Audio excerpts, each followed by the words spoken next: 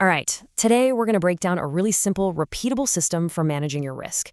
This isn't about hitting home runs or making heroic calls. It's about something much more important, survival. Because at the end of the day, survival is the absolute key to long-term compounding. And this quote right here, this is the entire philosophy wrapped up in one sentence. The goal isn't to be perfect, because you won't be. The goal is to build a system that's so robust that one bad decision, one mistake, can't wipe you out of the game. It's all about resilience. So let's talk about building what I like to call the investor's seatbelt. Now, I know it sounds kind of boring, right? But trust me, this boring system is probably your single most important tool because it forces you to focus on the only things you can actually truly control. And let's just be brutally honest about this. You can't control the price. The market's going to do what the market's going to do. It's a storm you can't predict. But you can control your exposure. That's how much you invest. And you can control your behavior. Those are the rules you follow. This entire system is built on just those two things. The seatbelt analogy is just perfect.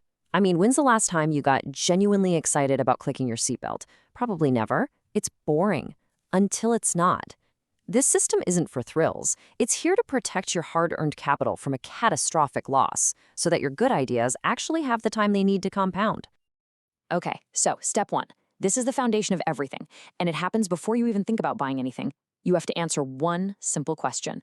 What is the absolute maximum amount of money you are willing to lose if this idea turns out to be completely and totally wrong? We call this your risk per idea. And listen, this is not a feeling, it's not a gut instinct, it's a cold, hard number. It's a set percentage of your total portfolio that you decide on before any emotion gets into the picture. So what's a good number? Well, a very common starting point, especially if you're just starting out, is somewhere between 0.5% and 1%. For our example, we're just going to lock it in at 1%. And here's what that actually looks like in real money. If you have a 10,000-pound portfolio and you set your risk per idea at 1%, your maximum loss is 100 pounds. That's it. That's your line in the sand. If you're wrong, you lose 100 quid, you learn a lesson, and you move on. Your account is still intact. So now that we've got our maximum loss, that 100-pound figure, we move on to step 2. This is where we translate that risk amount into a concrete number, exactly how many shares you're allowed to buy. And the whole goal here is to take emotion and guesswork completely out of the picture. We are not buying a certain number of shares because we're excited. No, we are using simple math to figure out our position size, and it's driven entirely by our predefined risk. So here's the formula, and it's really simple. The number of shares you can buy is just your max loss divided by your per share risk.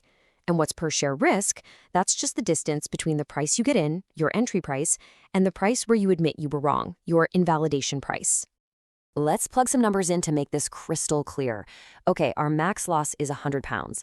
Let's say we want to buy a stock at 50 pounds, and we've decided that if it drops down to 40, our whole reason for buying is broken. That means our per share risk is 10 pounds. So the math is super easy. 100 pounds divided by 10 pounds gives us 10 shares. That is our position size. Not 9, not 11, 10. Now the position will cost you 500 pounds to open, but your actual real risk is locked in at just 100 pounds. And really, that's the whole trick right there. You are calculating your size based on risk, not on vibes or how you feel that day. It's a system. It's mechanical. Now for what I think is maybe the most important step of all. We've defined our risk, we've calculated our size, now we have to write down the exact conditions that will force us to sell. These are your kill switches. The psychology here is just so important. Trying to make a rational decision when your portfolio is bleeding red is, well, it's nearly impossible. Your willpower will fail you, but a pre-written rule, that's easy to follow.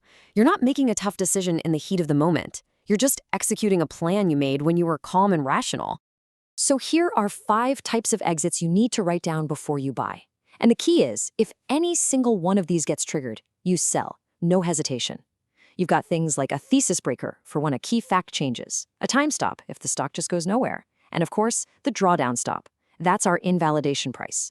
The goal is to have a pre-written reason to sell for any situation you might face. Okay, let's put it all together now. We're going to walk through one complete example from start to finish.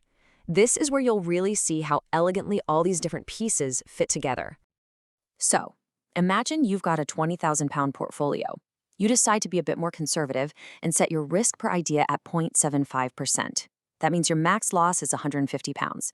Your entry is 50 pounds. Your invalidation is 43, so your per share risk is 7 pounds. You do the math. 150 divided by 7 tells you to buy 21 shares, which costs you about 1,050 pounds. And this is the beautiful part of the whole system. Your position cost is over 1,000 pounds, but the capital you actually have at risk is only 150. You've done it. You have successfully decoupled your position size from your risk size. And that right there is the key. So here's the entire system on one simple checklist. You can literally fill this out for every single investment you make. It forces you to define your risk, calculate your size, and pre-commit to your exits. This is your ultimate defense against making emotional, costly mistakes. So to wrap this all up, let me ask you a final question, and I mean this seriously. Looking at your current holdings right now, what is the one kill switch, the one rule that you can write down today to protect your portfolio? Don't just think about it, actually go write it down. Because that is the moment this stops being a neat idea and starts becoming your actual system.